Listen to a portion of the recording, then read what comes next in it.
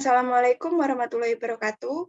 Perkenalkan, saya Adelia Marani dengan NIM 2021533044. Di sini saya dan kelompok saya akan mempresentasikan tentang kebaharuan sistem informasi versus teknologi informasi. Sebelumnya, saya akan memperkenalkan anggota kelompok saya terlebih dahulu. Yang pertama, saya sendiri, Adelia Marani, NIM 2021533044. Selanjutnya, Fernando Chandra Yulianto, NIM 20215390. Dan yang terakhir, Hilmi Bayu Hidayat, NIM 2021533138. Langsung saja untuk pendahuluan akan saya bacakan terlebih dahulu. Sistem informasi dan teknologi informasi sering dianggap sinonim. Pada kenyataannya, teknologi informasi adalah bagian dari sistem informasi. Persepsi bahwa istilah-istilah ini dapat digunakan secara bergantian dapat menyebabkan kebingungan bagi individu yang tertarik untuk mengejar karir yang berhubungan dengan teknologi. Meskipun kedua bidang ini berhubungan dengan komputer, mereka memiliki karakteristik dan jalur karir khusus yang berbeda yang memerlukan pendidikan dan pelatihan yang berbeda. Sistem informasi dan teknologi informasi sama-sama mengandung kata informasi. Karena kedua bidang ilmu tersebut sama-sama mengembangkan sebuah informasi menjadi sebuah knowledge, baik itu untuk teknologi ataupun untuk bisnis. Informasi merupakan sebuah data yang telah diolah untuk menjadi bentuk yang memiliki arti dan nilai yang bermanfaat bagi user. Sedangkan data adalah raw material yang akan diolah menjadi sebuah informasi. Langsung saja untuk materi selanjutnya disampaikan oleh Mas Hilmi Bayu Hidayat. Baik, terima kasih Mbak Adel. Di sini saya akan meneruskan apa yang sudah diterangkan oleh Mbak Adel. Sistem informasi vs teknologi informasi. Sistem informasi yaitu sistem yang menggabungkan teknologi, orang, dan proses yang terlibat dengan informasi profesional. Sistem informasi biasanya lebih terintegrasi dalam menggunakan teknologi dan sistem lain untuk mencapai tujuan bisnis. Sedangkan teknologi informasi adalah desain dan implementasi informasi atau data dalam sistem informasi. Profesional teknologi informasi melayani fungsi penting bagi organisasi secara keseluruhan, lebih fokus pada mesin dan sistem hardware dan software. Next.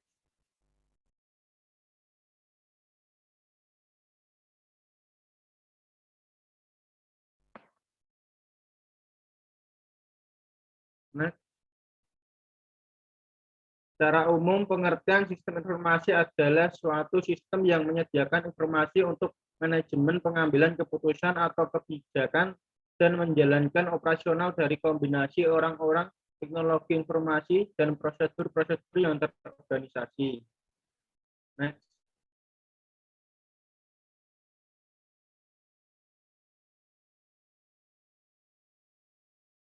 Sistem informasi menurut para ahli. Menurut Desain dan Wibowo tahun 2006, sistem informasi adalah seperangkat komponen yang saling berhubungan yang berfungsi untuk mengumpulkan, memproses, menyimpan, dan mendistribusikan informasi untuk mendukung pembuatan keputusan dan pengawasan dalam organisasi. Sedangkan menurut John F. Nash, sistem informasi menurut John F. Nash adalah kombinasi dari manusia, fasilitas, atau teknologi, media, prosedur, dan pengendalian yang bermaksud menata jaringan komunikasi yang penting, proses atau transaksi tertentu dan rutin, membantu manajemen dan pemakai internal dan eksternal, dan menyediakan dasar pengambilan keputusan yang tepat.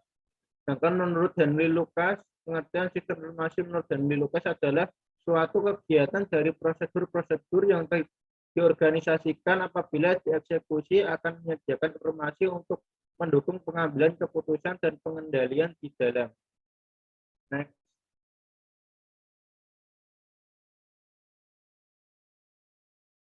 Fungsi sistem informasi. Fungsi sistem informasi dibagi menjadi 4.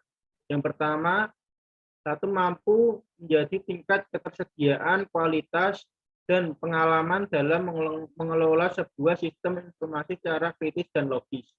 Yang kedua, dapat mencapai tujuan perusahaan secara cepat berdasarkan dukungan data yang dapat dipertanggungjawabkan. Yang ketiga, mampu menganalisa dan meminimalisir terjadinya kerugian dari sisi ekonomi. Yang keempat, mampu meningkatkan produktivitas kerja pada seluruh stakeholders. Selanjutnya akan diterangkan kembali oleh Mbak Adel. Mbak Adel dipersilahkan. Baik, terima kasih Mas Ilmi. Di sini saya akan melanjutkan materi, yaitu tujuan sistem informasi. Tujuan dari pengembangan sistem informasi adalah untuk menghasilkan sebuah produk yang berisi kumpulan informasi. Sebuah sistem tentunya melibatkan berbagai jenis dan tipe data yang mampu diolah agar dapat ditampilkan dengan mudah kepada pengguna atau user. Untuk menghasilkan data yang valid dan sesuai, maka Anda perlu memperhatikan ketiga faktor ini. Yang pertama yaitu data tersebut harus relevan atau tepat sasaran. Kedua, tepat waktu dan efisien. Dan yang ketiga adalah tepat sasaran atau akurat. Ketika semua faktor tersebut telah terpenuhi dengan baik, maka tujuan dari implementasi sistem informasi bagi bisnis dan usaha Anda akan menghasilkan output yang maksimal dan optimal.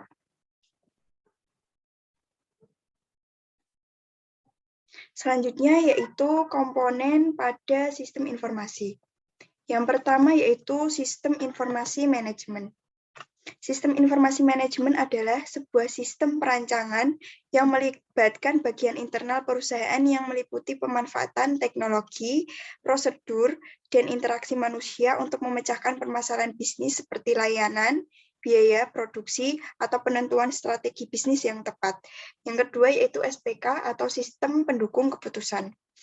Sistem pendukung keputusan adalah salah satu bagian dalam sistem informasi berbasis komputer yang berfungsi untuk mengambil sebuah keputusan yang tepat bagi perusahaan, organisasi, atau instansi terkait. Lalu ACE atau Eksekutif Informasi Sistem, yaitu salah satu jenis dari sistem informasi manajemen untuk memudahkan dalam mengambil kebijakan yang dibutuhkan oleh eksekutif senior dengan menampilkan akses informasi yang tepat dan relevan. Dan yang terakhir yaitu Transaction Processing System atau sistem pemrosesan transaksi, yaitu bagian dari sistem informasi yang memiliki tugas untuk menjalankan dan mencatat setiap kebutuhan transaksi secara berkelanjutan atau kontinu yang diperlukan dalam bisnis. Selanjutnya yaitu contoh penerapan informasi. Yang pertama pada e-commerce.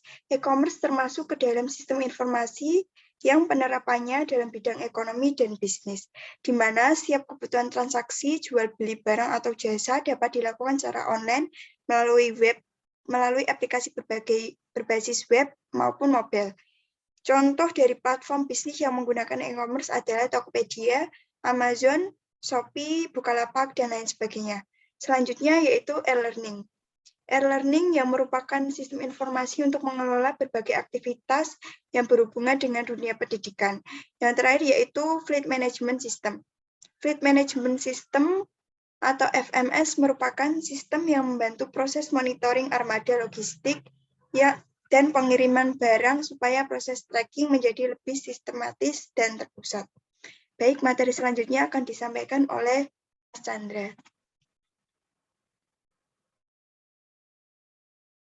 Oke, terima kasih Mbak Adel. Teknologi informasi atau TI atau dalam bahasa Inggris dikenal dengan istilah Information Technology atau IT adalah teknologi yang membantu manusia dalam membuat, mengubah, menyimpan, mengomunikasikan, dan menyebarkan informasi. Istilah ini umumnya bukan hanya digunakan untuk komputer dan jaringan komputer, tetapi juga mencakup teknologi informasi lain seperti televisi dan telepon. Beberapa industri yang berhubungan dengan teknologi informasi termasuk perangkat keras komputer, perangkat lunak, elektronik, semikonduktor, internet, peralatan telekomunikasi, teknik kesehatan, e-commerce, dan layanan komputer. Selanjutnya Mbak Adel.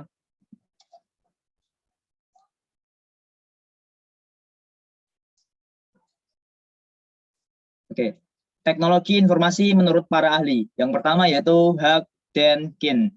Pada tahun 1996, teknologi informasi adalah seperangkat alat yang membantu Anda bekerja dengan informasi dan melakukan tugas-tugas yang berhubungan dengan pemrosesan informasi. Yang kedua yaitu Williams dan Sawyer pada tahun 2003. Teknologi informasi adalah teknologi yang menggabungkan komputasi komputer dengan jalur komunikasi kecepatan tinggi yang membawa data, suara, dan video. Yang ketiga yaitu Martin pada tahun 1999. Teknologi informasi adalah teknologi yang tidak hanya pada teknologi komputer, perangkat keras, dan perangkat lunak yang akan digunakan untuk memproses dan menyimpan informasi, melainkan mencakup teknologi komunikasi untuk mengirim atau menyebarluaskan informasi. Selanjutnya, Mbak Adel.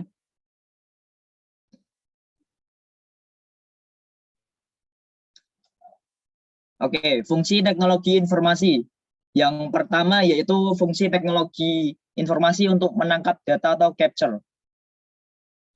Fungsi teknologi informasi ini berfungsi dalam proses penyusunan record yang ditampilkan pada layar monitor. Contohnya seperti Amazon menggunakan cookies internet untuk menangkap data tentang pembelian pelanggan melalui situs web mereka.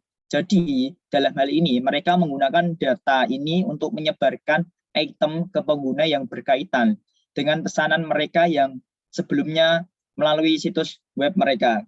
Yang kedua yaitu fungsi teknologi informasi untuk pengolah atau processing. Fungsi teknologi informasi ini memungkinkan baik itu mengubah, menganalisis, menghitung, maupun mengumpulkan semua data yang ada. Contohnya menerima input dari keyboard, scanner, mic, dan sebagainya. Yang ketiga yaitu fungsi teknologi informasi untuk penyimpan atau storage. Fungsi teknologi informasi ini menyimpan data dan informasi dalam suatu media yang dapat digunakan untuk keperluan lainnya. Contohnya flash disk, hard disk, disket, CD, dan juga media penyimpanan lainnya. Yang ketiga, yang selanjutnya yaitu fungsi teknologi informasi untuk menghasilkan atau generating. Fungsi teknologi informasi ini menghasilkan atau mengorganisasikan informasi ke dalam bentuk yang berguna. Contohnya, data yang awalnya berbentuk deretan angka dapat digenerate menjadi tabel atau grafik yang mudah diambil kesimpulannya. Fungsi lainnya yaitu fungsi teknologi informasi untuk pencari kembali atau retrieval. Fungsi teknologi informasi ini mencari, menelusuri, dan mendapatkan kembali informasi atau menyalin data dan informasi yang sudah tersimpan. Misalnya, mencari supplier yang sudah lunas, dan sebagainya. Fungsi yang terakhir yaitu fungsi teknologi informasi untuk transmisi. Fungsi teknologi informasi ini mengirim data dan informasi dari suatu lokasi lain melalui jaringan. Contohnya adalah internet. Dengan internet, kita dapat mengirim data lewat email, chat, dan lain sebagainya. Oke, next, Mbak Adel. Tujuan dari teknologi informasi sendiri yaitu teknologi informasi sebagai pemecah masalah. Yang kedua yaitu teknologi informasi membuka kreativitas dan kemampuan berpikir yang memiliki kelancaran, perincian, dan keluasan. Yang terakhir yaitu teknologi informasi efektif dan efisien karena dapat diakses dengan mudah, tidak membutuhkan waktu yang lama. Oke, slide selanjutnya. Komponen pada teknologi informasi yaitu yang pertama terdiri dari hardware. Hardware sendiri merupakan sebuah perangkat komputer yang digunakan oleh seorang operator. Komponen hardware sendiri terdiri dari prosesor, memori, periferal, dan kabel data. Yang kedua yaitu software. Software sendiri merupakan sebuah media yang menjembatani antara hardware dan brainware. Software ini dapat membantu dalam mengoptimalkan fungsi hardware dengan cara menerjemahkan berbagai instruksi yang diberi oleh operator. Yang ketiga yaitu infoware. Infoware merupakan salah satu dari komponen teknologi informasi yang berupa suatu dokumentasi dari sebuah informasi atau data. Yang keempat yaitu fireware. Fireware merupakan salah satu dari komponen teknologi informasi yang merupakan media tempat penyimpanan yang bersifat permanen. Fungsi dari freeware sendiri yaitu untuk menyimpan berbagai data yang ada pada sebuah komputer. Yang lainnya yaitu brainware. Brainware merupakan salah satu dari komponen teknologi informasi yang paling penting. Jika tidak ada sebuah brainware pada sebuah komputer, maka sebuah komputer tidak mampu beroperasi karena fungsi pada dasarnya fungsi komputer itu adalah untuk alat penunjang kebutuhan user. Slide selanjutnya Mbak Adel bisa ditampilkan. Oke, di sini contoh penerapan teknologi informasi. Di sini merupakan contoh penerapan teknologi informasi pada perusahaan e-commerce Lazada. Dalam menjalankan bisnisnya, Lazada menggunakan pemanfaat teknologi, yakni internet dengan menggunakan internet. Lazada memiliki sebuah website atau situs yang digunakan untuk memasarkan produk-produk yang dijualnya. Website tersebut dapat diakses dengan link yang terdapat pada tampilan slide tersebut. Website ini juga digunakan untuk menerima pemesanan dari konsumen yang berminat. Dalam website atau situs ini terdapat juga informasi-informasi yang berkaitan dengan Lazada. Berikut merupakan pengaruh pemanfaatan teknologi informasi pada perusahaan e-commerce Lazada. Yang pertama yaitu luasnya pangsa pasar dengan menggunakan website internet yang bersifat sangat luas. Siapa saja dapat mengakses internet kapanpun dan dimanapun. Tidak terkecuali untuk daerah-daerah terpencil sekalipun. Dengan satu klik saja, bisnis dapat terus berjalan meskipun perusahaan yang dijadikan tujuan pembelian berada di luar negeri. Yang kedua yaitu mengurangi biaya produksi. Karena tidak harus melakukan transaksi tatap muka secara langsung. Otomatis biaya operasional yang dikeluarkan perusahaan Lazada hanya 0,1%. Karena tidak harus mengeluarkan biaya untuk menaikkan transportasi umum untuk menuju suatu pasar.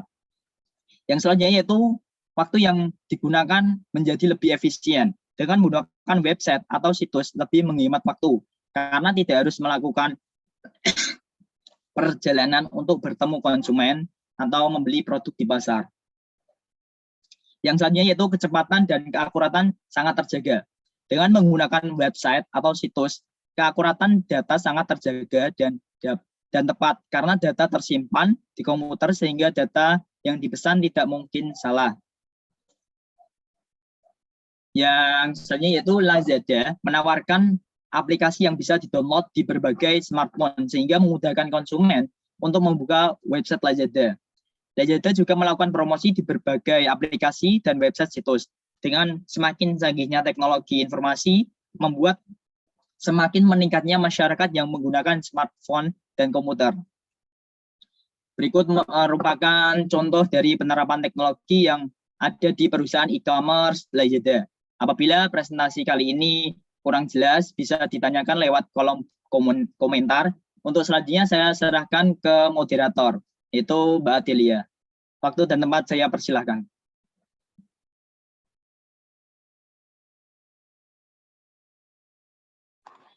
Baik, demikian presentasi yang dapat kami sampaikan. Sebelumnya, saya perwakilan dari kelompok memohon maaf apabila dalam penyampaian tadi mungkin ada kesalahan kata. Terima kasih. Billahi taufiq wal hidayah. Wassalamualaikum warahmatullahi wabarakatuh.